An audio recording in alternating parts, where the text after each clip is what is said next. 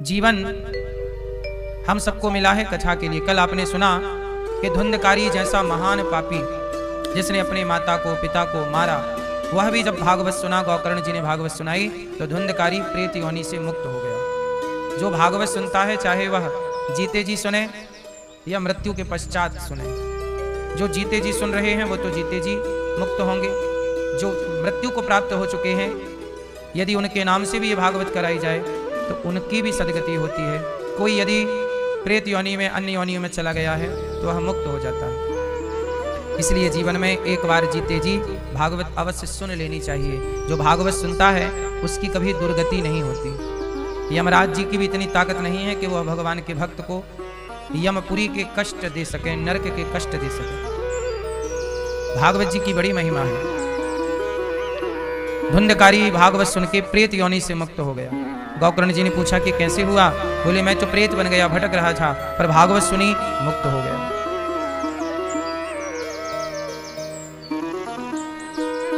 अब भागवत जी की पावन कथा मंगलाचरण है। वेद व्यास जी कह रहे हैं, जन्म आदि यस्य जन्माद्यस्य। जन्माद्यस्य, भगवान के द्वारा सृष्टि जन्म लेती है, ये प्रकृति प्रकट होती। प्रकट होने मीन्स जन्म लेना। संसार जब प्रकट हुआ, भगवान ने जब ये धरती बनाई, संसार बनाया, तो जन्म देने वाले कौन है? भगवान। अब आप कहोगे कि भगवान ने संसार कैसे जन्म दिया? तो जैसे मकड़ी से जाला जन्म लेता है। जाला कहां से जन्म लेता है? क्यों भैया बताओ, जाल कहां से जन्म लेता है? मकड़ी से। मकड़ी से ही जाल जन्म लेता है। फिर उस अपने ही जाल में मकड़ी खेलती है, रमण करती है, और अपने ही जाल को आखिरी में निगल जाती है, खा जाती है। हाँ कि ना? जैसे मकड़ी जाल बनाने के लिए धागा बाजार से नहीं खरीदती।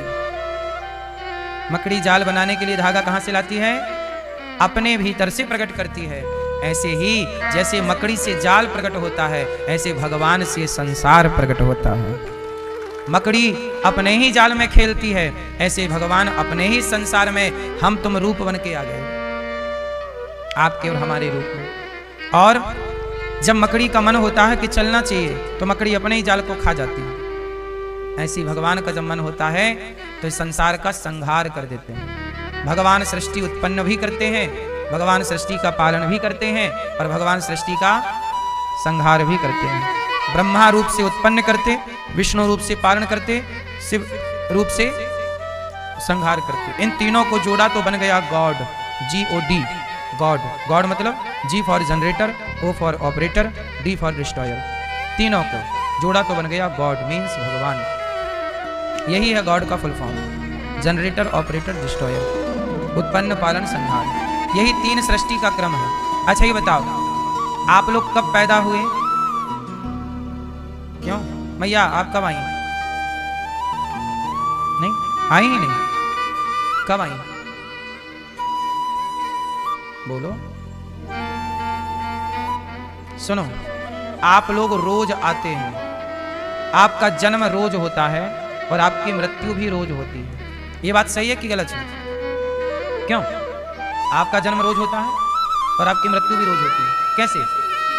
जो आप कल थे वो आज आप नहीं हैं। कल वाला चेंज हो गया आज। हर क्षण आपके शरीर में बदलाव हो रहा है, पर इतना सूक्ष्म बदलाव है कि आप नहीं समझ पाते। बोलो हाँ। रोज ना जाने कितने सेल आपके बनते हैं शरीर में और बिगड़ते हैं। आपके बाल एक ही दिन में सफेद नहीं होते, बालों के पकने का प्रोसेस सालों चलता है। बोलो हाँ। आप एक दिन में बूढ़े नहीं होते, ये बूढ़े होने का प्रोसेस सालों चलता है, पर इतना सूक्ष्म है। क्या आप बता सकते हैं कि आप किस तारीख को बुढ़ी हुई मैया? क्या आपके बुढ़ापे की परफेक्ट तारीख याद है? इस तारीख को आप बुढ़े हो गए। आप बूढ़े हुए तो जवानी से बुढ़ापे की ओर गए, तो वो बदलाव इतना सूक्ष्म था कि आपके पकड़ में नहीं आया, लेकिन बदलाव था। आपका बुढ़ापा, आपकी जवानी मर गई, आपका बुढ़ापा आ गया, तो एक मर रहा है, एक जन्म ले रहा है। जो आप कल थे वो आज नहीं है, कल से आज में आपकी बॉडी में बदलाव हो चुका। बोलो हाँ। यही है उत्पत्ति और संहार। और सुनो, उत्पत्ति और संहार के बीच में क्या है? जन्म और मृत्यु के बीच में क्या है? पालन। तो आपका हर क्षण पालन हो रहा है। कैसे पालन हो रहा है? आपका पालन कौन कर रहा है? आपका पालन कौन कर रहा है? कौन? भगवान। कैसे कर रहे हैं? सुनो, आपका पालन हो रहा है कि आपकी आंखें देख पा रही हैं, कान सुन पा रहे हैं, खाने के लिए। अच्छा ये बताओ, आप जो कुछ भी खाते हो वो कौन बनाता है? मम्मी बनाती है। ये अच्छा है। आप जो कुछ भी खाते हो वो कौन बनाता है? जैसे माँ ने तो चावल बना दिया, पर चावल को किसने बनाया? माँ ने तो रोटी बना दी, पर रोटी आटे से बनी और आटा गेहूं से बना, गेहूं किसने बनाया? आप जो कुछ भी खाते हैं वो ईश्वर ही आपको खाना देते हैं। बोलो हाँ। प्रकृति आपका पालन कर रही है कि नहीं? हर क्षण आपका। अच्छा ये बताओ, आप पानी पीते हैं कि नहीं? तो पानी आपके घर पे बनता होगा है? पालन कौन कर रहा है आपका? अच्छा, हवा कौन देता है आपको? ऑक्सीजन आप पड़ोसी देता होगा। ऑक्सीजन कौन देता है? जीने के लिए 3 चीज चाहिए, उनमें मुख्य है ऑक्सीजन। ऑक्सीजन चाहिए, पानी चाहिए और भोजन चाहिए। और ये तीनों चीज आपको देने वाले कौन है? ऑक्सीजन ईश्वर की है, पानी ईश्वर का है, और खाने का हर पदार्थ है। यहां तक कि गेहूं ईश्वर की संरचना है, चावल ईश्वर की संरचना है, फल ईश्वर की संरचना है, मसाले ईश्वर की संरचना है। यदि कोई मांस भी खाता है तो वह मांस जो खा रहा है, मछली मुर्गा, वह भी ईश्वर की सृष्टि है। बोलो हाँ। आपका कुछ नहीं।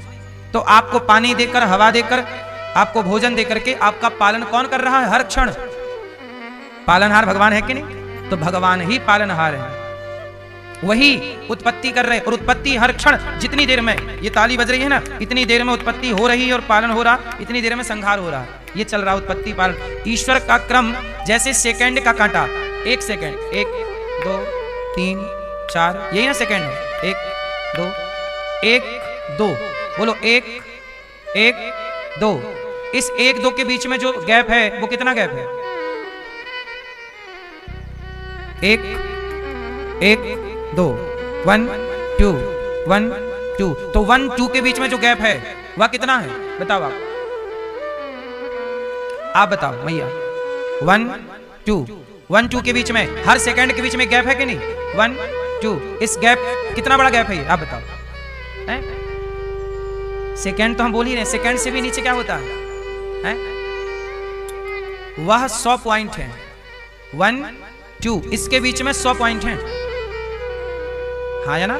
ये मोबाइल पे होता है फंक्शन, आप लगाइए तो दिखेगा। 100 पॉइंट जब होते हैं तब 1 सेकंड, 100 पॉइंट का 1 सेकंड होता है। 60 सेकंड का 1 मिनट होता है। बोलो हाँ।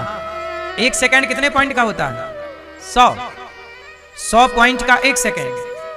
तो आप ये समझ लीजिएगा कि भगवान ऐसे हैं कि 1 सेकंड में जो 100 पॉइंट हैं, मतलब 1 सेकंड के 100 हिस्से, 100 टुकड़े। 1 सेकंड के कितने टुकड़े? तो आप ये समझ लीजिए कि भगवान इतने पावरफुल हैं कि 1 सेकंड के 100वें भाग में भी ईश्वर का सृष्टि, उत्पन्न, पालन, संहार का क्रम चालू है। 100वें टुकड़े में इतना बारीक है कि आपके माइक्रोस्कोप के भी पकड़ में कुछ आने वाला। और एक बात और मैं आपको बताऊं, भगवान इतने पावरफुल हैं कि 1 सेकंड के 100वें हिस्से में वो सृष्टि उत्पन्न कर सकते हैं, पालन कर सकते हैं, संहार। वो चाहें तो 1 सेकंड के भीतर 100 बार सृष्टि, उत्पन्न, पालन, संहार कर सकते हैं। ये भगवान अणोर अणियान महतो महियान, वो भगवान है। कर तुम अकर तुम अन्यथा कर तुम सर्व सामर्थ्य। ये भगवान का पावर है जो हम आपसे कह रहे हैं। तो जिनकी आप कथा सुन रहे हैं वो कितने पावरफुल हैं, पहले ये जान लो। क्योंकि ये नहीं जानोगे तो आगे हम कथा सुनाएंगे कि भगवान ने माखन चोरी की, आप कहोगे वाह ये कैसा भगवान है, माखन चुराता है। फिर आपको मोह हो जाएगा। क्या हो जाएगा? आप चक्कर में पड़ जाओगे, यार ये भगवान तो हो नहीं सकते, ये कन्हैया कोई भगवान है, माखन चुराते हैं। यही गलती माता सती ने कर दी। जब कथा सुनने गए भगवान शंकर माता सती के संग, तो माता सती ने कथा नहीं सुनी। वो यहाँ वहां देखती रही, ऐसे जैसे आप लोग कई बार सावधानी से कथा नहीं सुनते, मोबाइल चलाएंगे, कहीं ये देखेंगे, कहीं वहां देखेंगे, यहाँ देखेंगे, उठेंगे बैठेंगे। ऐसे माता सती यहाँ वहां देखती रही, वो कथा नहीं सुनी। जब कथा पूरी हो गई तो शंकर जी माता सती को लेके गए। और जब गए तो वहां नीचे राम जी की लीला चल रही थी।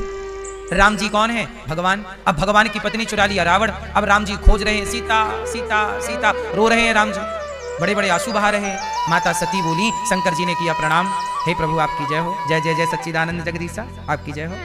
माता सती को हो गया मोह, हे भोलेनाथ किसी को प्रणाम कर रहे हो? शंकर जी बोली, ये भगवान है जिनकी अभी अभी आपने कथा सुनी है। माता सती बोली, नहीं, ये तो भगवान हो ही नहीं सकते। जिन्हें खुद की पत्नी का पता ना हो वो भगवान कैसे हो सकता है? जिन्हें खुद की पत्नी का पता ना हो वो भगवान कैसे हो सकता है? ये देखो, ये माता जी को क्या हो गया? क्या हो गया? बोलो, मोह हो गया। भगवान को ना जानना ही मोह है, ईश्वर को ना जानना ही मोह है। माता सती बोली, ये कैसे भगवान है? अच्छा, ये क्यों डाउट हुआ? माता सती को भगवान पर संदेह हो गया, डाउट हो गया। क्यों? क्योंकि ठीक से कथा, जो भगवान पलक झपकाएं तो सृष्टि समाप्त हो जाए, पलक खोलें तो सृष्टि उत्पन्न हो जाए, जो करोड़ों ब्रह्मा को पैदा करने की ताकत रखते हैं वो भगवान, जिनके बारे में लिखा है ब्रह्मांड निकाया निर्मित माया रोम रोम, एक एक रोम पर ब्रह्मांड लटक। भगवान के एक रोम पर ब्रह्मांड, एक एक रोम पर ब्रह्मांड, करोड़ों ब्रह्मांड। ब्रह्मांड निकाया निर्मित माया रोम रोम प्रतिवेद कहे।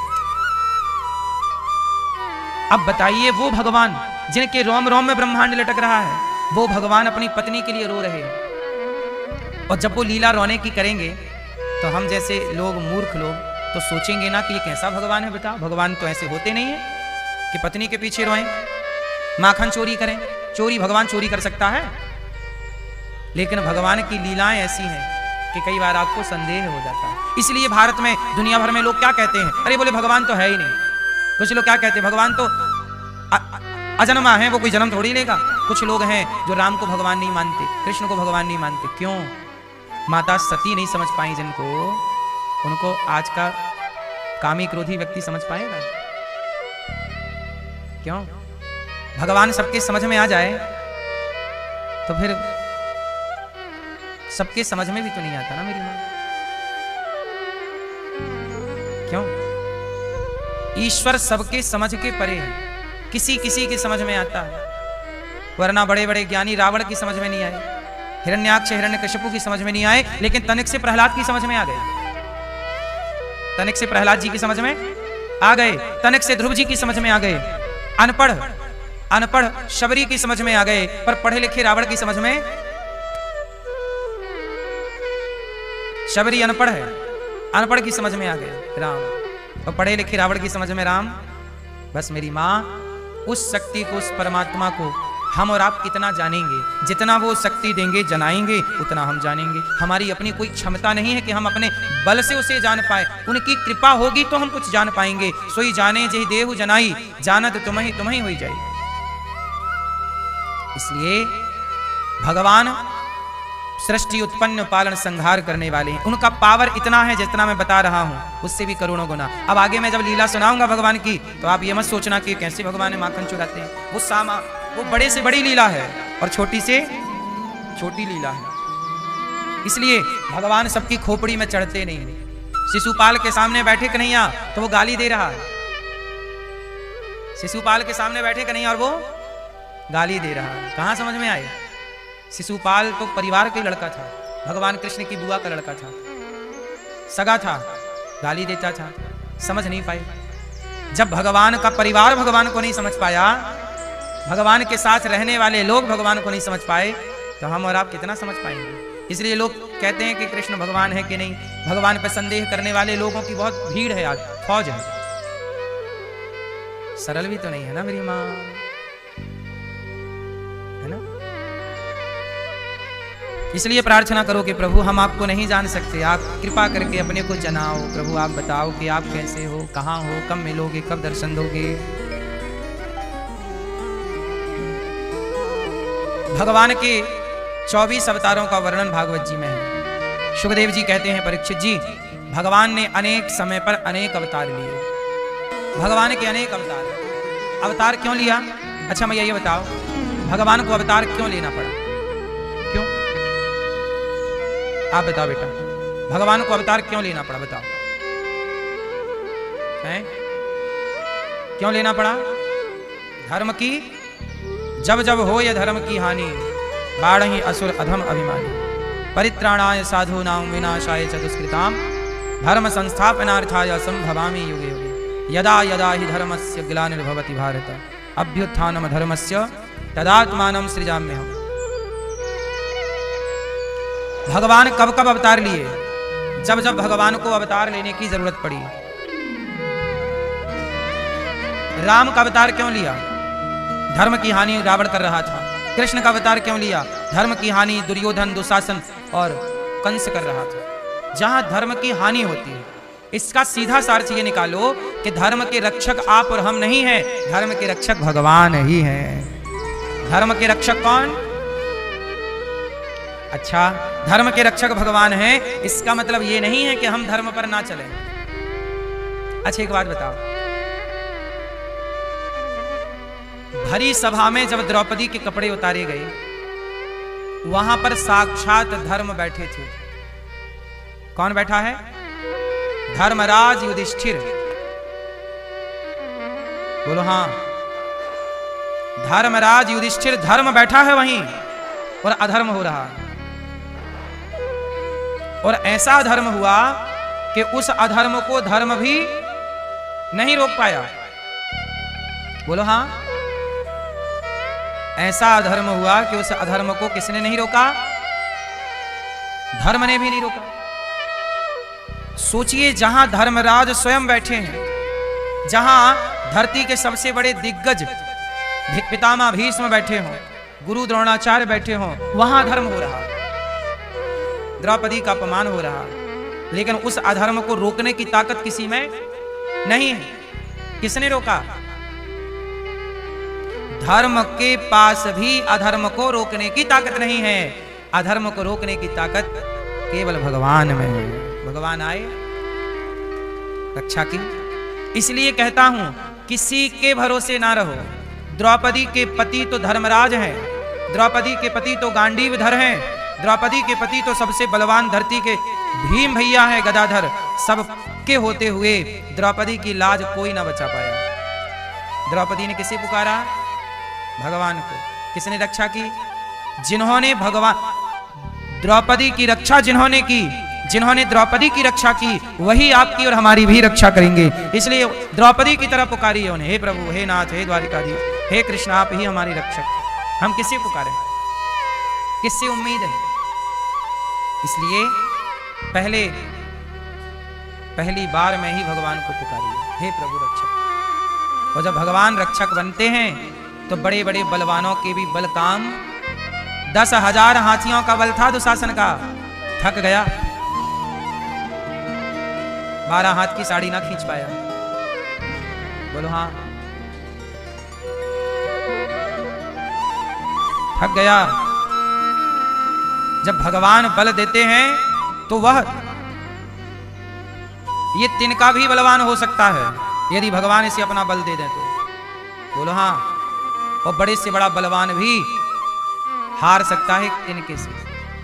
एक बार वायु देवता को बड़ा अभिमान हो गया, मैं चाहूं तो सबको उड़ा दूं। हवा चले तो बड़ी बड़ी इमारतें गिर जाती हैं, तूफान जब आता है बड़े बड़े पीपल के पेड़ उखड़ जाते हैं जड़ समेत। बोलो हाँ, वायु में बड़ी ताकत है, उड़ जाए सब, बवंडर नहीं आता, सब उड़ा के ले जाता है ऊपर। एक दिन वायु देवता को बड़ा अभिमान आ गया, मैं बहुत बलवान हूं। भगवान बोले कि इनका ठीक करना पड़ेगा। एक दिन भगवान स्वर्ग लोक चले गए, एक साधु के रूप में। देवताओं ने कहा, आप कौन हो? भगवान बोले, मैं साधु हूं, साधु संत हूं। क्या करने आए हो स्वर्ग? आप सबका दर्शन करने आया। अरे तो कोई साधु ऐसे थोड़ी स्वर्ग आ सकता है? बोले, मैं आ सकता हूं। इंद्र ने कहा, वायु बाहर करो इसको, फूंक मारो, ये मृत्यु लोक का कोई व्यक्ति यहां कैसे आ सकता है? पवन देवता गए, चलो स्वर्ग के बाहर ले गए द्वार पे। वायु देवता बोले, जल्दी से भागो वरना मैं हवा चलाऊंगा, तुम कहीं मिलोगे नहीं। अब वो साधु के रूप में थे तो भगवान बोले, ठीक है चलाओ हवा, देखें तुम्हारी हवा कितनी है। भगवान ने एक तिनका उठाया और तिनका रख दिया, बोले ये तिनका रखा है, फूंक मारो, यदि तुमने ये तिनका उड़ा दिया तो मैं जान जाऊंगा कि तुम बहुत बड़े पावरफुल हो, ताकतवर हो। वायु देवता हंसे, क्या बात कर रहे हो, मैं बड़ी बड़ी बिल्डिंग हिला देता हूं, बड़े बड़े पेड़ों को गिरा देता हूं, बड़े बड़े पहाड़ों को भी गिरा देता हूं, ये तिनका क्या है, ये रहा भैया मारो फूंक। अब भैया तिनका भगवान ने रखा, फूंक मारा, वायु देवता ने खूब ताकत लगा, पूरा जोर, पवन देवता ने पूरी ताकत लगा दी, पूरी पवन चला दी, हवा चला दी, वो तिनका ना हिला। भगवान बोले सुनो, ये जो आप में उड़ाने की ताकत है ना, ये मैं ही देता हूं, ये तुम्हारी नहीं है, इसका घमंड ना करो, जाओ चुपचाप बैठो वहां। वायु देवता गए, मुंह लटका के बैठ गए। इंद्र बोले भगा दिया, बोले ना प्रभु मेरे बस का नहीं है। अग्नि से कहा जाओ अग्निदेव जला दो, साधु मानता नहीं, अब अग्निदेव गए, सुनो भाग जाओ वरना जला दूंगा। भगवान बोले एक काम करो, ये तिनका है, पहले इसको जलाओ। जला, क्या बात कर रहे हो, मैं सब जला सकता हूं, जला। अब अग्निदेव ने लगाई अग्नि, अग्नि तो अग्नि प्रकट हो गई, अग्नि, अग्नि ने तिनका ना जला पाया, एक तिनका ना जला अग्नि से। भगवान बोले सुनो अग्नि, ये जो तुम्हारे अंदर जलाने की ताकत है ना, तुम्हारी नहीं, मैं देता हूं तुम्हें। तुम तो प्रहलाद को भी जलाने के लिए सुलग गए थे, लेकिन अग्नि होलिका को तो जला पाई, प्रहलाद को नहीं जला पाई। भगवान चाहेंगे वही जलेगा, जिसे नहीं चाहेंगे अग्नि तिनका ना जला पाए। जाओ बैठो चुपचाप। जल आए, बोले मैं जल हूं, वरुण हूं, जल देवता हूं, डुबा दूंगा, डुबा के मार डालूंगा। ठीक है भैया, तो लगाओ अपना जोर, इसको बहाओ जरा। बोले जल सब कुछ बहा देता है ना, पानी बहाओ इसको। और खूब बारिश कराई, खूब धारा मोटी मोटी गिराई, बड़ा नहीं हुआ कुछ। तिनका सच्ची बात ये थी कि वो साधु के रूप में जब सब हार गए तब इंद्र चरणों में आए, आप कौन है? तब भगवान अपने यथार्थ रूप में आए, देवराज मैंने तुम्हें स्वर्ग का राजा बनाया है समाज की व्यवस्था के लिए, तुम्हारे अपने घमंड और अभिमान के लिए मैंने तुम्हें स्वर्ग का राजा नहीं बनाया। समय समय पर जा जाके भगवान स्वर्ग के राजाओं का भी अभिमान हरण करते रहते हैं। ऐसे भगवान हैं, कहते हो ये अग्निदेव है, अरे वो अग्नि में जलाने की ताकत भगवान की है, जल में शीतलता की शक्ति ईश्वर की है। भगवान सूर्य में प्रकाश देने की ताकत भगवान की है, चंद्रमा में शीतलता की शक्ति भगवान की है, गुलाब में खुशबू की शक्ति ईश्वर की है, आप में बोलने की शक्ति भगवान की है, देखने की शक्ति, आंख है पर देखने की शक्ति ईश्वर की है, वरना आंख है बहुत लोगों की पर आंख है पर दिखता नहीं है। कान में सुनने की शक्ति भगवान की है, वरना कान बहुतों के हैं पर कान में सुनाई कुछ नहीं पड़ता। पांव है पर चलने की ताकत ईश्वर की है। तो हमारे और आपके पास जितनी भी शक्ति है, ताकत है, जो बल है वो हमारा नहीं है। इसलिए किसी भी प्रकार से इस घमंड में नहीं रहना चाहिए कि ये बल हमारा है। भगवान क्यों आते हैं? जब आप इस घमंड में डूब जाते हैं कि ये बल मेरा है, तब उस घमंड को मिटाने भगवान आते हैं और वही धर्म की स्थापना होती है। यदा यदा ही धर्मस्य, जब जब हो ये धर्म की हानि। धर्म की हानि क्या होती है? जब आप ये मान लेते हैं कि मैं करता हूं, मैंने किया, तब धर्म की हानि होती है। और धर्म का उत्थान कब हो जाता है? जब आप ये मान लेते हैं कि मैं नहीं, भगवान है। बात समझ में आई? रावण को क्यों मारना पड़ा? क्योंकि वो ये चिल्ला रहा था मैं। इसलिए बलि बकरे की ही होती है। क्यों? मैं करता रहता है। जो मैं करते हैं उन्हें बकरा बनना पड़ता है, फिर गर्दन कटती है। इसलिए कहता हूं मैं नहीं। तो क्या बोला करो? मैं ही मैं। तो क्या बोलेंगे मैं की जगह? हैं? क्या? मैं ही मैं नहीं बोला करो, तू ही तू, तू ही तू, तू ही तू। क्या बोलेंगे? हे प्रभु आप ही आप। मैं ही मैं नहीं हूं, मैं नहीं हूं, आप ही आप। जहां है आप हैं, जो है जहां है आप हैं, जो है आप हैं। मैं नहीं हूं, हर जगह सब मैं वही। इसलिए तुलसीदास जी ने कहा सिया राम मैं सब जग जानी, करहूं प्रणाम जोरी जुग पानी। तो भगवान ने 24 अवतार लिए, हर अवतार के पीछे एक कारण है। एक दिन क्या हुआ, वेद व्यास जी महाराज उदास बैठे थे। ये भागवत जी की चर्चा है। वेद व्यास जी उदास, नारद जी बोले नारायण नारायण। क्या हुआ, आप उदास क्यों हैं? बोले मैंने 17 पुराण लिख डाले, शांति नहीं। बोले भागवत जी की रचना कीजिए। बिना भागवत जी की रचना किए शांति नहीं मिलेगी। वेद व्यास जी बोले मैं भागवत जी कैसे लिखूं? बोले मैं देता हूं। तब नारद जी ने वेद व्यास जी को भागवत जी दी, 4 श्लोक दिए। उनसे 18,000 श्लोकों की रचना वेद व्यास जी ने की। और भागवत जी की शुरुआत कहां से की? महाभारत के युद्ध से। वेदों का तात्पर्य कृष्णमय ही है, यज्ञों का उद्देश्य भी कृष्ण है, योग कृष्ण के लिए किए जाते हैं, समस्त कर्मों की परिसमाप्ति भी कृष्णमय है, सब कुछ कृष्णमय ही है। वासुदेव परो धर्मो, कृष्ण ही धर्म है। वासुदेव परा गति, कृष्ण ही गति है। वासुदेव परम ज्ञानम, कृष्ण ही ज्ञान है। वासुदेव परम तपः, वही तप है। तप भी कृष्ण की प्राप्ति के लिए, गति भी कृष्ण के लिए, धर्म भी कृष्ण के लिए, ज्ञान भी कृष्ण के लिए। इस तरह से विराट स्वरूप का दिव्य वर्णन हुआ भागवत जी में। भगवान कैसे हैं? भगवान कैसे हैं? अब वेद व्यास जी ने महाभारत से भागवत जी की शुरुआत की। इतिहास पुराणम च पंचमो वेद उच्यते। 4 वेद होते हैं, सामवेद, ऋग्वेद, यजुर्वेद, वेद, अथर्ववेद। और 5वां वेद कौन सा है? पुराण। इतिहास पुराणम च पंचमो वेद उच्यते। 5वां वेद भागवत जी क्या है? 5वें वेद, पंचम वेद। पंचम वेद निराला, नव ज्योति जगाने वाला। श्री राम यही, घनश्याम यही, प्रभु के महिमा की आरती। श्रीमद् भागवत महापुराण के बारे में बताया कि यह 5वां वेद है, पंचम वेद निराला। नारद जी महाराज ने कहा कि भागवत जी की रचना कीजिए। वेद व्यास जी ने भागवत जी की रचना की। और भागवत जी में क्या लिखा? अभी तक वेद व्यास जी ने कृष्ण के बारे में ज्ञान की बात बड़ी लिखी। भक्ति, देखो 3 चीजें होती हैं, भक्ति, ज्ञान और वैराग्य। वेदों में क्या ज्यादा है? वैराग्य और ज्ञान। वेदों में किसकी बातें ज्यादा हैं? वैराग्य की और ज्ञान। ज्ञान और वैराग्य, वेदों में ज्ञान और वैराग्य की बातें हैं। पर भक्ति के बिना कैसे काम बनेगा? तब वेद व्यास जी ने कहा कि मुझे जीव मात्र के कल्याण के लिए कुछ ऐसी रचना करनी चाहिए जिससे भक्ति भी प्राप्त हो, ज्ञान भी प्राप्त हो और वैराग्य भी। इसलिए भागवत में भक्ति, ज्ञान, वैराग सब कुछ है। भक्ति, ज्ञान, वैराग, आप तो विवेको वर्धते महान। भागवत जी में सब कुछ है, भर दिया सब कुछ। भक्ति, ज्ञान, वैराग। भक्ति क्या है? भगवान श्रीमन नारायण की पत्नी का नाम है भक्ति। भक्ति के पति कौन? भगवान श्रीमन नारायण। और भगवान भक्ति के 2 बेटे हैं, ज्ञान और कौन? ज्ञान और। इसलिए आपके अंदर तीनों होनी चाहिए। क्या होना चाहिए? आपके अंदर यदि अकेला ज्ञान है तो ज्ञान अभिमानी बना देगा, केवल अकेला वैराग्य है तो वैराग्य भी अभिमानी बना देगा।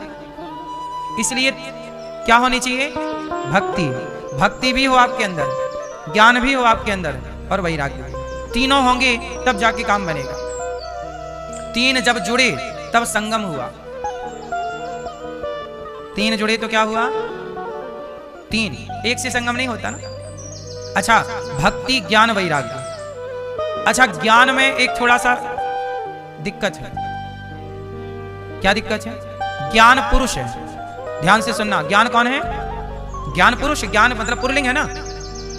और वैराग्य भी क्या है? पुल्लिंग है, पुरुष है। अच्छा, भक्ति कौन है?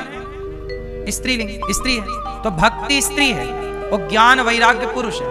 अच्छा सुनो, माया स्त्री है कि पुरुष है? कौन है? माया स्त्री है, माया स्त्रीलिंग। माया है स्त्री और ज्ञान है पुरुष। तो ज्ञानी को माया पकड़ लेती है। ज्ञानी को किसने पकड़ लिया? माया। ज्ञान पुरुष है ना, माया स्त्री है, तो स्त्री पुरुष मोहित हो गए एक दूसरे को, पकड़ लिया। इसलिए ज्ञानी को माया पकड़ लेती है, वैरागी को माया पकड़ लेती है, क्योंकि पुरुष स्त्री हो गए ना दोनों। वैराग हो गया पुरुष, माया हो गई स्त्री। तो पुरुष का अटैचमेंट स्त्री की ओर और स्त्री का पुरुष की ओर, ये स्वभाव है। स्त्री हमेशा पुरुष की ओर बढ़ेगी और पुरुष हमेशा स्त्री की ओर बढ़ेगा। तो ज्ञान और वैराग्य दोनों पुरुष हैं और ये दोनों माया में उलझ सकते हैं। माया स्त्री है, लेकिन भक्ति के साथ एक अच्छी बात है, भक्ति कौन है? स्त्री। और माया कौन है? स्त्री। माया भी स्त्री और भक्ति भी स्त्री, और दोनों स्त्री यदि हैं तो स्त्री स्त्री पे मोहित नहीं होती, इसलिए भक्ति पर माया का प्रभाव नहीं पड़ता। इसलिए भक्त लोग माया से बच जाते हैं और ज्ञानी माया में उलझ जाता है। इसलिए रावण ज्ञानी था तो माया में उलझ गया, लेकिन विभीषण भक्त थे तो माया पकड़ ना पाई। बोलो हाँ। शबरी में भक्ति है इसलिए माया में नहीं उलझी। बोलो हाँ।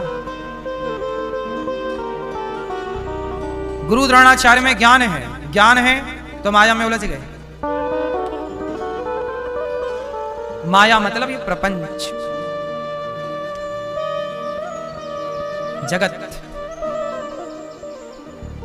अब देखो, भक्ति इसलिए कहते हैं सबसे सेफ कौन है? भक्ति। इसलिए भक्ति कीजिए, भगवान से प्रेम कीजिए, भक्ति कीजिएगा तो भक्ति वाला माया में नहीं उलझता। माया क्या है? माया क्या है? बोलो। जो दिख रहा है सब माया है। आंखें जिसे देख सकती हैं सब माया। माया क्या है? जो है नहीं पर दिखाई पड़ता। माया किसे कहते हैं? मैया, माया किसे कहते हैं? किसे कहते हैं माया? बताइए आप माया किसे कहते हैं? बैठे बैठे बताइए।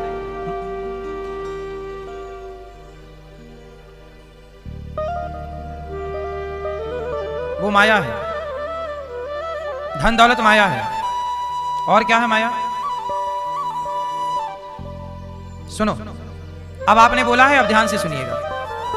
माया क्या है इसे जान लेना इतना भी सरल नहीं है, पर फिर भी आपको जनाने की कोशिश ये दास करेगा। माया क्या है? जो है नहीं। माया की परिभाषा सुन लीजिए, काम आएगी। माया किसे कहते हैं? जो है नहीं। बोलो, जो है नहीं पर दिखाई दे। जो है नहीं, है ही नहीं, जो है नहीं पर दिखती है या दिखता है, वो माया है। बताओ वो क्या चीज है जो है नहीं पर दिखती है? बताओ वो क्या है जो है नहीं? आप बताओ भैया, वो क्या है जो है नहीं पर दिखाई दे? माया तो है, उसे परिभाषित ही तो करना है जगत में। वो क्या है जो है नहीं पर दिखाई दे? सत्य।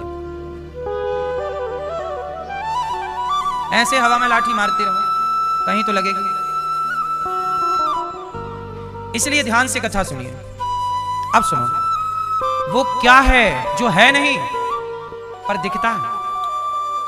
जैसे आप रास्ते में चलते हो, सड़क में गाड़ी से, तो कई बार ऐसा लगता है कि सड़क में आगे पानी भरा है, पर जब आप वहां जाते हैं तो वहां पानी दिखता है, दिख रहा है, पर है नहीं। मृग मरीचिका, ये भ्रांति अक्सर वहां होती है जहां रेत ज्यादा है।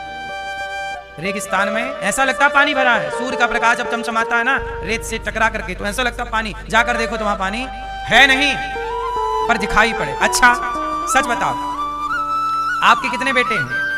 आपके बेटी बेटा? बैठे बैठे बताना हर प्रश्न का उत्तर। 4 बेटा बेटी? 4 बेटी बेटे बेटे 4 बेटा हैं, आपके ही हैं? हाँ कंफर्म? अब बगल वाले भैया से पूछिए, आपके कितने बच्चे हैं? 2 आपके हैं? यही माया है। अब सुनो ये कैसी माया है, सुनो। हम सारे लोग क्या कहते हैं? मेरे 4 बेटे हैं, मेरे 3 बेटे हैं, मेरे 2 बेटे हैं, मेरा एक, ये मेरा बेटा है। सच बताओ, उस बेटे में आपका क्या है? आंख आपकी है क्या? आपने दी? कान आपने दिए? उस बच्चे में एक भी रोमा, एक भी बाल आपने लगाया हो तो बताइए? आपका है नहीं पर आपका सा लगता है, यही तो माया है। जो आपका है नहीं पर आपने उसे अपना मान लिया, यही तो माया है। यही माया। आपका है नहीं, जो है नहीं पर दिखता है। बेटा आपका है नहीं पर आपका सा, शरीर आपका है नहीं पर आपका सा, ये मेरा हाथ है, तेरा हाथ कब से हो गया भाई साहब? ये मेरी आंख है, तेरी आंख कब से हो गई? मेरी आंख, इसका मतलब ये हुआ मैं अलग हूं और मेरी आंख अलग है। मैं अलग हूं, मेरे से मेरा हाथ अलग है, तब ना बोल रहे मेरा हाथ, मतलब हाथ से मैं अलग हूं कि नहीं? अब मैं कौन हूं और हाथ कौन है ये बताइए? मैं कुछ भी, ये मेरा हाथ छोड़िए, मैं इस शरीर में, अच्छा इस शरीर में आप कहां हो? आपके इस शरीर में आप कहां हो? ढूंढो जरा अपने आप को। आप कहां हो? कहां रहते हो? यहां यहां यहां यहां? आत्मा के अंदर आप हो। आत्मा में परमात्मा है, आप कहां हो? आप नहीं हो। तो फिर सारी जिंदगी, अभी तो आपने बोला मेरे 4 बेटे हैं, आपने अभी तो बोला मेरे 4 बेटे हैं, तो आपके 4 बेटे हैं, मतलब आप कहां हो? आत्मा में आप नहीं हो, आत्मा में भगवान है, ईश्वर अंश जीव अविनाशी, आत्मा ईश्वर का अंश। आप कहां हो इस शरीर में? अपने आप को ढूंढो। हम तो ये पूछ रहे हैं, आप अपना परिचय दीजिए, कहां हो आप?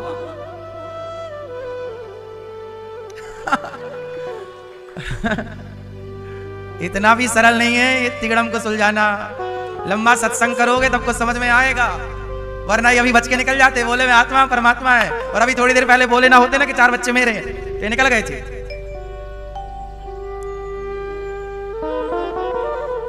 बड़ा कठिन है साहब। सुनो, अब यही सुनाने के लिए हम बैठे हैं। मैं कौन हूं? तो सुनो, बहुत सरल है, समझ लो तो बहुत सरल है। रस्सी में सांप है नहीं, केवल भ्रांति। कई बार रस्सी में क्या दिख जाता है? अरे सांप सांप सांप, है नहीं, क्या दिखा? है नहीं दिख रहा। क्यों? क्योंकि अंधेरा था। यदि प्रकाश होता तो क्या रस्सी में सांप की भ्रांति होती? रस्सी में सांप की भ्रांति क्यों हुई? रस्सी में सांप क्यों दिखा? क्योंकि अंधेरा था। यदि प्रकाश होता तो रस्सी में रस्सी दिखती, सांप कभी ना दिखता। जैसे अंधेरे के कारण रस्सी में सांप की भ्रांति होती है, ऐसे अज्ञान के कारण मैं की भ्रांति हो जाती है। मैं हूं ही नहीं, मैं की जगह केवल भ्रांति है। मैं जैसा कुछ भी नहीं है, मैं नहीं हूं, मेरा मुझ में कुछ नहीं, जो कुछ है तेरा, तेरा तुझको अर्पण, क्या लागे मेरा। बस अज्ञान वश हम मान लेते हैं कि मैं हूं अनिरुद्धाचार्य। ये केवल अज्ञान वश है कि मैं अनिरुद्धाचार्य हूं, वरना मैं शून्य हूं, मेरा कोई अस्तित्व नहीं। अस्तित्व किसका है? रस्सी का अस्तित्व है, पर रस्सी में सांप की भ्रांति है। ऐसे अस्तित्व भगवान का है। उस भगवान के अस्तित्व में अज्ञान के कारण मुझे मेरी भ्रांति हो रही है कि मैं दिख रहा हूं, अनिरुद्धाचार्य है, ये है नहीं। जैसे रस्सी में सांप है नहीं पर भ्रांति है, ऐसे ईश्वर है ये पूरा सिस्टम, और ईश्वर में अनिरुद्धाचार्य की भ्रांति, गलतफहमी जिसे आप कह सकते हैं। तो मैं और आप कुछ नहीं, मेरे और आपके रूप में सत्ता किसकी है? ईश्वर की। मेरी अपनी कोई सत्ता नहीं, आपकी अपनी कोई सत्ता नहीं है। जो बच्चे हैं आपके, वो आपके नहीं हैं, वो ईश्वर की एक व्यवस्था है, और वो संतान ईश्वर की है, और आप अपना मान लेते हैं। यही तो माया है कि मैं भी मेरा नहीं हूं, पर मैं सबको अपना सा मान रहा हूं। यही तो माया है। मुझे मेरा ही पता नहीं है और मैं सबका पता बता रहा हूं, यही तो माया है। ये माया है। बात समझ में आई? माया किसे कहते हैं? ये बॉडी, ये शरीर भी मेरा नहीं, पर मैं सारी जिंदगी अपना मान बैठा हूं। धन दौलत तो बहुत छोटी चीज है साहब, मैं शरीर की बात, ये शरीर भी आपका नहीं है। दौलत की तो छोड़ दो, वो तो कोई लग नहीं लग रही है बात। बेटा बेटी परिवार, जिसे हम सारी जिंदगी कहते हैं मेरा मेरा, ये मेरा मेरा केवल अज्ञान है, कोरा अज्ञान। बोलो हाँ, यही माया है। और याद रखना, ये माया उसे प्रभावित करती है जो भक्ति नहीं करता। इसलिए आपसे प्रार्थना है कि यदि अज्ञान वश भी आपकी सत्ता है तो उस अज्ञान वश की सत्ता को भगवान से ही जोड़ के रखिए कि मैं नहीं हूं, ये भक्ति भगवान में लगानी है, तो फिर माया आपको प्रभावित नहीं करेगी। यदि आपका कुछ अस्तित्व है भी, अज्ञान वश ही सही मान लेते हैं, तो वो अस्तित्व आपका यदि अज्ञान वश भास भी रहा है तो उसे भक्ति से जोड़ दीजिए, तो भक्ति पे माया का प्रभाव नहीं पड़ता। तो भक्ति, ज्ञान, वैराग्य, ये 3 देखो, भक्ति है पर माया के बारे में नहीं जानते तो फिर उलझ जाना हो सकता है। इसलिए आप भक्ति भी जानो, ज्ञान भी जानो और वैराग्य भी जानो। इसलिए भागवत जब सुनोगे तो सब कुछ जान पाओगे। इसलिए बड़ी श्रद्धा से भागवत सुनो, सब कुछ धारण होगा। नैष्कर्म्यप्यच्युत भाव वर्जितम न शोभते ज्ञानमलं निरंजनम कुतः पुनः शश्वत भद्रमीश्वरी न चार्पितं कर्म यदप्यकारणम। ज्ञान की शोभा देखो, ज्ञान की शोभा भी भक्ति से है और वैराग्य की शोभा भी भक्ति के बिना व्यक्ति वैसा है जैसे एक सुंदर स्त्री है, उसकी सुंदर श्रृंगार हो, सब कुछ अच्छा हो, बस उसकी नाक काट दी जाए। तो जैसे बिना नाक की स्त्री शोभा नहीं पाती, ऐसे बिना भक्ति के व्यक्ति की मानो नाक कटी हुई है। नक कटा है वो जो भक्ति नहीं करता। हमारी नाक ही हमारी भक्ति है। भक्ति क्या है? आपकी नाक है। भक्ति है तो मतलब आपकी नाक है, और भक्ति नहीं है आपके जीवन में तो नक कटी है। बोलो हाँ। नकटी, नकटा।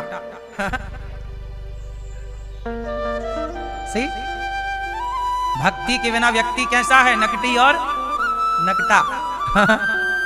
ये शुद्ध देहाती शब्द हैं। नकटी और किसके बिना? भक्ति स्वतंत्र सकल सुख खानी, बिनु सत्संग न पावे प्राणी।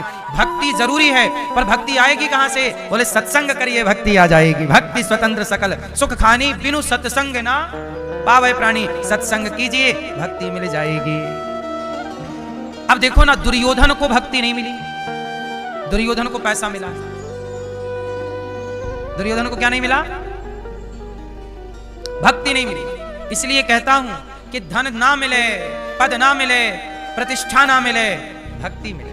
क्योंकि सुदामा को भक्ति मिली तो सम्मान भी मिला, पद भी मिला, सब कुछ मिला। और दुर्योधन को धन मिला, भक्ति नहीं मिली तो क्या मिला? रावण को धन मिला, भक्ति नहीं मिली तो क्या मिला? कुछ नहीं मिला। इसलिए मीराबाई को कुछ नहीं मिला, भक्ति मिली। भक्ति मिली तो सब मिल गया। भक्ति पाई सब पा गया। अरे भक्ति के आगे सोने चांदी की, पद प्रतिष्ठा की कोई कीमत है, कोई मूल है? इसलिए मेरी मां, भक्ति जरूर करना चाहिए। व्यक्ति भक्ति के बिना अधूरा है। इसलिए लोग क्या कहते हैं, महाराज जी सब कुछ है पर शांति नहीं है। शांति क्यों नहीं है? शांति इसलिए नहीं है कि आपको जो चाहिए वो अभी मिला नहीं। एक बात बताएं, पानी हमेशा किसकी ओर भागता है? पानी हमेशा किसकी ओर भागता है? समुद्र की ओर। हर नदी किससे मिल रही है? जल हमेशा समुद्र की ओर भागेगा। आपके छत पे बरसेगा पानी, पर वो बह बह के जाएगा नदी में, नदी जाएगी, जाना सबको समुद्र में। क्यों? सारा पानी समुद्र में क्यों जाता है? सारी नदियां समुद्र में क्यों मिलती हैं? जबकि पानी की जरूरत रेगिस्तान में है। दो चार नदियां रेगिस्तान में मिलने लग जाएं, सारी नदियां समुद्र में ही क्यों मिलती हैं? उत्तर दो भैया, क्यों? सारी नदियां समुद्र में इसलिए मिलना चाहती हैं क्योंकि नदियों में जो पानी है वह समुद्र का ही है। पूरी धरती में पानी की सप्लाई कहां से है? धरती पर जहां भी तुम्हें पानी मिलेगा वह समुद्र का ही होगा। समुद्र से ही ना वाष्पीकरण होता है, बादल बनते हैं, बरसात होती है। बोलो हाँ। तो मूल में वह पानी कहां से है? तो समुद्र का था तो समुद्र की तरफ भाग रहा है। समुद्र का अंश है नदी का जल, तो अंश हमेशा अंशी की ओर भागता है। अंश हमेशा अंशी की ओर भागता है। अच्छा चलो बताओ, ये तिनका, पत्थर, कोई भी वस्तु आप ऊपर फेंकिए नीचे गिरेगी। क्यों? क्यों? कोई भी वस्तु ऊपर से नीचे क्यों गिरती है? आप बताओ। हाँ, गुरुत्वाकर्षण है। गुरुत्वाकर्षण का सिद्धांत सबने पढ़ा है, लेकिन इसका ये ही कारण नहीं है गुरुत्वाकर्षण।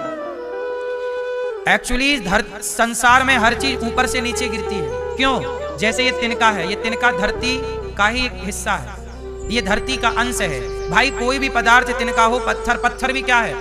धरती का ही तो हिस्सा है। तो धरती का अंश धरती की ओर भागता है। पृथ्वी का अंश तिनका क्या? आप क्या, मैं क्या, लोहा क्या? पृथ्वी का अंश। तो अंश हमेशा अंश की ओर भाग रहा है।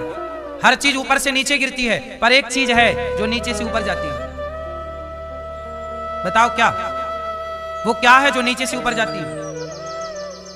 आप दीपक जलाओ तो दीपक की जो ज्योति होगी, जो ज्योति है और जो धुआं है, ये दोनों चीज कहां जाते हैं?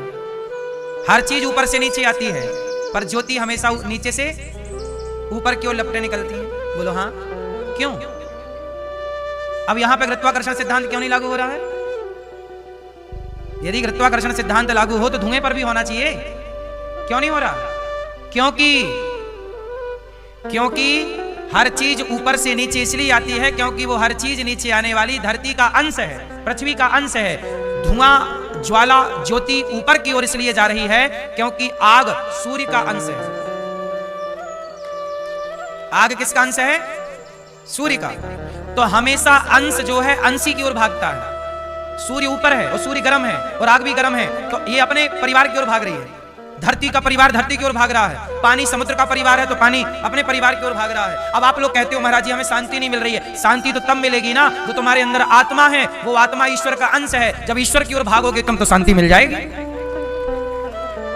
जल जल की ओर भागता है, पृथ्वी का अंश पृथ्वी की ओर भागता है, अग्नि का अंश अग्नि का गोला, आग सूर्य आग का गोला है तो आग का गोला इसलिए आग ऊपर की ओर भागती है क्योंकि उसका अंश अंशी ऊपर रहता है, तिनके का अंशी नीचे रहता है, जल का अंशी समुद्र में है, समुद्र है। तो हर अंशी क्या है? दो चीज समझो, अंशी और अंश। जैसे आप हो अंश, ईश्वर अंश, हम ईश्वर के क्या है? हमारे अंशी हैं भगवान, अंशी भगवान और भगवान के अंश हम। समुद्र अंशी और समुद्र अंशी का जल अंश, नदी का जल। आग अंश, आग का अंशी कौन? सूर्य। तो हम भी ईश्वर के अंश हैं, तो सब अपने अपने परिवार की ओर भाग रहे हैं। तो आप क्यों जगत की ओर भाग रहे हो? जगन्नाथ की ओर भागो, शांति मिल जाएगी। आप भाग ही विपरीत दिशा में रहे हैं और बाद में चिल्ला रहे हैं शांति नहीं है, शांति नहीं है, शांति नहीं। काहे को शांति मिलेगी? क्या भैया समझ में आई कि नहीं? विज्ञान की हर बात पूरी सत्य नहीं है साहब, उसमें कुछ बाकी है। क्या बाकी है? गुरुत्वाकर्षण का सिद्धांत पृथ्वी पे है, हर चीज नीचे आती है। सवाल खड़ा है ना कि धुआं फिर ऊपर क्यों जाता है?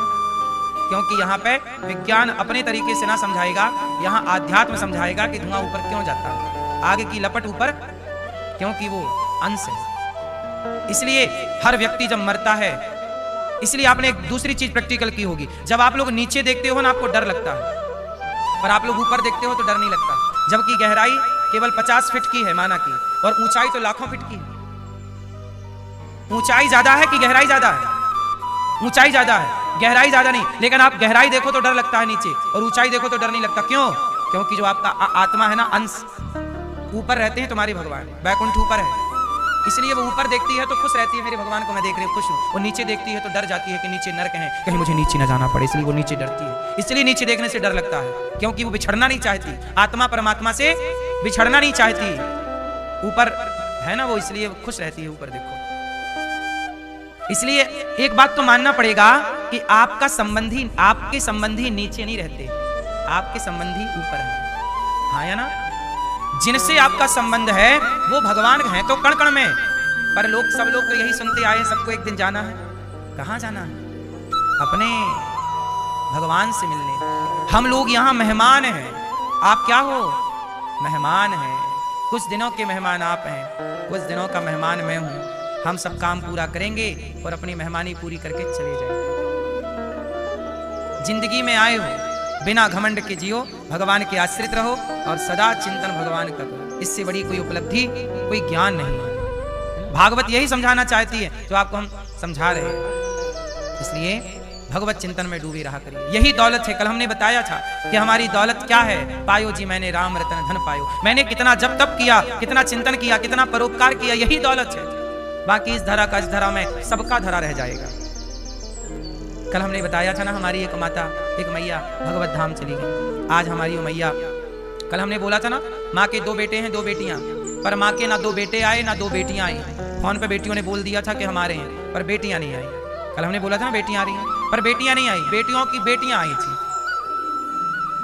2 बेटियों की बेटियां। बेटियों को फुर्सत नहीं थी, बेटों को भी फुर्सत नहीं थी, तो बेटियों ने अपनी बेटियों को भेज दिया, जाओ बुला रहे हैं, फॉर्मेलिटी पूरी करे आओ, औपचारिकता।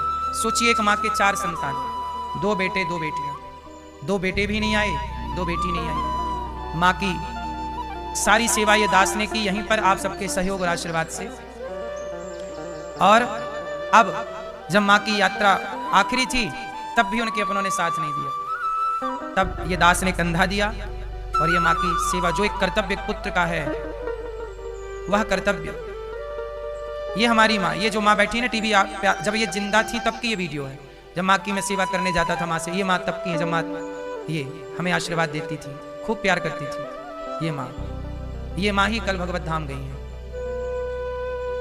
बहुत प्यारी माँ, सदा इनका आशीर्वाद हमें मिलता रहता था, सदा इनकी सेवा, ये खुश रहती, सदा इनके होंठों पे मुस्कान, सदा प्रसन्न थी।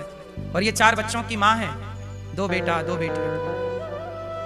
और ये जब गई तो इनके ना बेटा आए ना बेटी, और इनके प्राण भी भगवान के नाम लेते निकले, मुख से प्राण निकले। बेटों को टाइम ही नहीं था, बेटों को फोन लगाए तो पता क्या बोलते, बोले हमने तो माँ का पिंडदान कर दिया है पहले। ऐसा बोला बेटे ने, पिंडदान पहले ही कर दिया, और माँ भी गई और ये पहले ही कर चुके। टाइम नहीं ना भैया, बिजी है, बहुत व्यस्त है। दौलत जोड़ रहे होंगे पता नहीं किसके लिए, भाग रहे होंगे पैसे के पीछे पता नहीं किसके लिए। पैसा ही बड़ा नहीं होता साहब, इंसानियत बड़ी होती है। बांध कर क्या ले जाओगे आप, क्या ले जाऊंगा मैं? इंसानियत तो निभाओ। कर्तव्यों से भाग क्यों रहे हो? जब माँ अपने कर्तव्य से नहीं भागी, तुम्हें बर्तन मांझ मांझ की भी माँ पढ़ाती है, बच्चों को योग्य बनाती है। जब माँ अपने कर्तव्य से नहीं भागी तो तुम बड़े हो गए तो अपने कर्तव्य से क्यों भागे? ये भागना है या नहीं? ये मैदान छोड़ के भागना है, क्यों भाग गए? माँ तो नहीं भागी थी, पति ना होने पर भी माँ मजदूरी करके बच्चे को पाल पोस के बड़ा करती है। माँ नहीं भागती अपने कर्तव्य से, तुम क्यों भाग रहे हो? नमक हरामी इसी को कहते हैं। कुत्ता भी ईमानदार होता है मेरी माँ। यदि कुत्ता तुम्हारी रोटी खाएगा ना तो रात भर तुम्हारी चौकीदारी करता है। एक कुत्ता पूंछ हिला के, वो जानता है कि आज मैंने घर की रोटी खाई है तो वहीं बैठेगा आसपास, हाँ या ना? एक कुत्ता भी ईमानदार है साहब। लेकिन आज के लोग क्या कुत्तों से भी स्तर नीचे गिर गए लोगों का, कि माँ के जाने पर भी और कोई आने को तैयार नहीं। और बड़े दूर नहीं रहते बच्चे, आसपास ही, कोई दिल्ली में रह रहा है, कोई कहीं रह रहा है। आते भी तो आ सकते थे, बोल रहे हैं कि हमने तो पिंडदान कर दिया है, अब आप कर दो जो करना है। इसलिए ये दास अनिरुद्ध आपसे कहता है कि भक्तों, दौलत कमा रहे हो, थोड़ा इंसानियत भी कमाओ। इंसानों के काम हम ना आए तो फिर हमारे आने का क्या अर्थ निकला? हमने अपने कर्तव्य ही पूरे नहीं किए तो आने का फायदा क्या है? ऐसे तो सुअर आता है चला जाता है, कुत्ता आता है चला जाता है। हम इंसान हैं। ईश्वर की सबसे श्रेष्ठ रचना मनुष्य है। बड़े भाग्य मानुष तन पावा, सुर दुर्लभ सदग्रंथ निगावा। यदि मनुष्य भी अपने कर्तव्य भूल जाएगा तो क्या ये कर्तव्य कुत्ते पूरे करेंगे, अपने बिल्ली पूरा करेगी? इंसान को ही ईश्वर ने योग्य बनाया है। मैया के कान में मैंने जब प्राण निकल रहे थे कल, तब भी मैंने उनके कान में भगवान का नाम बोला। और भगवान का कीर्तन, हमारी मैयाएं जब कोई बिल्कुल ऐसी अवस्था में चली जाती हैं, सब कीर्तन चालू कर देती है, सब कीर्तन, ताकि सबके कान में भगवान का नाम पड़े, परम गति हो। भगवान नाम का संकीर्तन, जीते जी उनके मुख में तुलसी का दल और गंगा जल डालना हम लोगों ने स्टार्ट कर दिया। देखो, हम और आप सेवा कर सकते हैं। भगवान से यही प्रार्थना करते हैं कि हमारी इस माँ को भगवान सदा अपने चरणों में स्थान दें और 84 के आवागमन से मुक्त करके मेरी माँ को सदा प्रभु अपने धाम में वास दें। यही मेरे प्रभु से प्रार्थना मेरी इन माँओं के लिए। जीते जी बेचारी अपने परिवार का, बच्चों का सुख ना पाई, मरने के बाद भी कंधा देने कोई ना आया। इंसानियत भी, आज कलयुग चल रहा है साहब, घोर कलयुग है, इंसानियत भी मर रही है। कौन निभाएगा इंसानियत? हम और आप भूल जाएंगे इंसानियत, फर्ज, अपने कर्तव्य कौन निभाएगा? सब विदाई कर रहे हैं मां की अंतिम, बस इनके बच्चे नहीं आए, इनका परिवार, बेटियां नहीं आई। सबकी आंखों में आंसू थे, सब सुख दुखी थे, सबको पीड़ा थी। अब मैया की 13वीं भी यहीं पर होगी। 13वीं भी ये दास अनिरुद्ध करेगा। बेटा तो 13वीं भी नहीं करेगा। उसने तो बोल दिया हमने सब पिंडदान वगैरह कर लिए जीते जी, जबकि जीते जी किसी का पिंडदान नहीं होता। 13वीं भी यहीं पर होगी। कोई कर्तव्य नहीं, कोई जिम्मेदारी नहीं, सब अपनी अपनी जिम्मेदारियों से केवल भागना चाहते हैं। कोई भी बच्चे, इस तरह भगवान से यही प्रार्थना है कि संतान हो तो ऐसी संतान हो जो अपने माँ बाप का ख्याल रखे, जीते भी साथ दो और आखिरी वक्त भी माँ का साथ दो। ये गौरी गोपाल आश्रम, ये दास अनिरुद्ध केवल ये वृद्धाश्रम ही नहीं है मेरी माँ। जीते जी और जीने के बाद जब भगवत धाम मैया जाती हैं तो भी कर्तव्य पूरे जितना बन पड़ता है ये दास करता है। आप लोगों से मेरी बस यही प्रार्थना है कि आप सबके सहयोग से इन माओं को भोजन मिलता है, इन माओं की सेवा होती है। गौरी गोपाल आश्रम में वृद्ध माओं के आप भी बेटा बेटी बनकर जो साथ देना हो, जरूर आप सबके आशीर्वाद और सहयोग से सेवाएं होती हैं। बच्चे तो देखो आते नहीं हैं, सेवा करनी है, हम तो आपसे भिक्षा मांग मांग के करते हैं।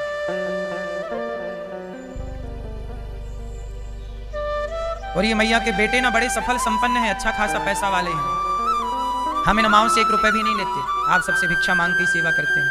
ऐसे बेटों से पैसा क्या लेना? इन लोगों से दान भी नहीं लेना चाहिए जो अपने माँ की सेवा ना किए, आखिरी में तक ना आए। ऐसे बेटों का पैसा हम क्या करेंगे? इसलिए हम तो आप लोगों से भिक्षा मांग लेते हैं। और एक बार स्वामी जी ने कहा, स्वामी विवेकानंद जी गए एक वृद्धाश्रम। एक बार स्वामी विवेकानंद जी गए वृद्धाश्रम, तो वहां पे एक लड़का मिला, बोले गुरुजी हमारी माँ वृद्धाश्रम में है और अब वो मृत्यु को प्राप्त हो चुकी हैं, बताओ हम कितने दिन का सूतक रखें? तब विवेकानंद जी ने कहा कि तुमने जिस दिन अपनी माँ को घर से निकाला और जब तक तुम जिंदा रहोगे तब तक तुम्हारे घर में सूतक है। तुम्हारा सूतक साफ होने वाला नहीं। प्रिय भक्तों, वेद व्यास जी ने 18वां पुराण भागवत जी की महाभारत से स्टार्टिंग की। महाभारत 2 पक्षों का युद्ध है। महाभारत क्यों हुआ? भाई भाई का विवाद है। किसके लिए विवाद है? जमीन का विवाद है। महाभारत किस विवाद से हुआ? भगवान कृष्ण गए, पांडवों को 5 गांव दे दो, शांति दूत बन के गए। दुर्योधन ने क्या कहा? मैं सुई की नौक बराबर भी भूमि नहीं दूंगा, मैं सुई की नौक बराबर भूमि नहीं दूंगा। जरा सोचिए कि पांडवों के 5 गांव लेने का मन था, जबकि पांडवों की सारी संपत्ति कौरवों ने रख ली, हड़प ली, जुए के चक्कर में जीत ली। बाद में युद्ध ना हो, कहा गया शांति का प्रस्ताव, भैया 5 गांव पांडवों को दे दो, लड़ाई नहीं होगी, जमीन दे दो, सुई की नौक बराबर नहीं दूंगा। महाभारत हुआ। भगवान की बात दुर्योधन नहीं माना, धृतराष्ट्र भगवान की बात से सहमत, क्या हुआ? महाभारत हुआ। अच्छा एक बात बताओ, जिस जमीन के लिए महाभारत हुआ, आज भी वो जमीन जहां की तहां है कि नहीं? महाभारत किस जमीन के लिए हुआ? हस्तिनापुर और इंद्रप्रस्थ। हस्तिनापुर क्या है? वर्तमान का मेरठ, जो आज मेरठ है वो उस जमाने का हस्तिनापुर था, और जो आज की दिल्ली है वो उस जमाने की इंद्रप्रस्थ थी। बोलो हाँ। जिस जमीन के लिए महाभारत हुआ, ना वो जीतने वाले रहे ना वो हारने वाले रहे, अब तो रामलाल का घर बना हुआ है उनकी जमीनों में। बोलो हाँ कि ना? जिन जमीनों के झगड़े विवाद थे साहब, जिस जमीन के लिए 3 करोड़ लोग मारे गए। महाभारत में कितने लोग मारे गए? लगभग 3 करोड़ से अधिक। जिस युद्ध में करोड़ों लोग मारे गए जमीन के लिए, वो जमीनें जहां की तहां पड़ी हैं। बोलो हाँ। अब मुझे आप लोग बताओ कि आपसी विवाद कर लेना सही है? वो जमीनें जहां की तहां हैं, पर जमीनों का विवाद करने वाले ना दुर्योधन रहे और ना दुशासन रहे। बोलो हाँ। ढूंढो कहां मिले दुर्योधन। ए दुर्योधन आजा भैया, अपनी जमीन ले जा, वो रहा मेरठ, वो रही इंद्र, ले जा ले जा। बुलाओ कहां दुर्योधन है। बड़ा लड़ रहा था, भाई सुई की नौक बराबर नहीं दूंगा। देख भैया दुर्योधन, कितना तू लेके गया और कितना तेरे पिताजी लेके गए धृतराष्ट्र जी। सुई की नौक बराबर नहीं दूंगा, यही तो बोला था। तो पूछो दुर्योधन, सुन रहे हो भाई? कितनी नौक सुई की बराबर वाली नौक कितनी लेके गई? इतनी जमीन सुई की नौक बराबर भी ना लेके गया, और विवाद इसी का था। इसलिए साहब बिंदास जिंदगी जियो, इतिहास के पन्नों से सीखो। महाराष्ट्र में 600 किले हैं, मध्य प्रदेश में 400 किले हैं, राजस्थान में लगभग 300 किले हैं। आज वो सारे किले, जिन किलों के लिए कभी लड़ाइयां होती थीं, आज वो सारे किले खंडहर पड़े हैं, चमगादड़ लटकी रहती। जिन किलों के लिए झगड़े थे, बोलो हाँ, ये तेरा की मेरा, तेरा की मेरा, आज वो सारे किले कबाड़ हैं। बोलो हाँ। हाँ, इसलिए भाई से क्यों झगड़ा कर रहे हो? प्यार मोहब्बत से रह लो। लेने का भाव क्या है? जहां रिश्ते होते हैं ना, रिश्तों में हिसाब किताब लेन देन ज्यादा नहीं होता। ठीक है, रिश्ते हैं हमारे तुम्हारे अच्छे रिश्ते, इसमें क्या हिसाब करें भाई? बाप बेटे के बीच में क्या हिसाब किताब? बोलो। पति पत्नी के बीच में क्या हिसाब किताब? हिसाब दूसरों से होता है। हिसाब आपका बेटा ज्यादा दूध पी गया तो क्या हिसाब लोगे? क्यों भाई, काहे ज्यादा पी गया यार? बोलो। बाजार में जाओगे तो रोटियां आपको हिसाब से मिलेंगी, पर घर में मां परोसती है तो बेटा एक और खानी पड़ेगी तुझे, ये और खा, मेरी कसम है खा। होटल में कौन दे रहा अपनी कसम? मेरी कसम खाओ। वहां तो जितनी रोटी खाओगे उतने का बिल आएगा, 1 रोटी 20 रुपया की। बोलो हाँ। कितने की बाजार की रोटी? 10 की, 20 की, 5 की है, 35, 50 की भी है। 10 रुपए से लेकर 100 रुपया तक की रोटी बाजार में है, ये भैया बता रहे हैं। आप खाते हो? कितने वाली? 100 वाली और 10 वाली में क्या अंतर है? 100 वाली बेकार, 10 वाली अच्छी है।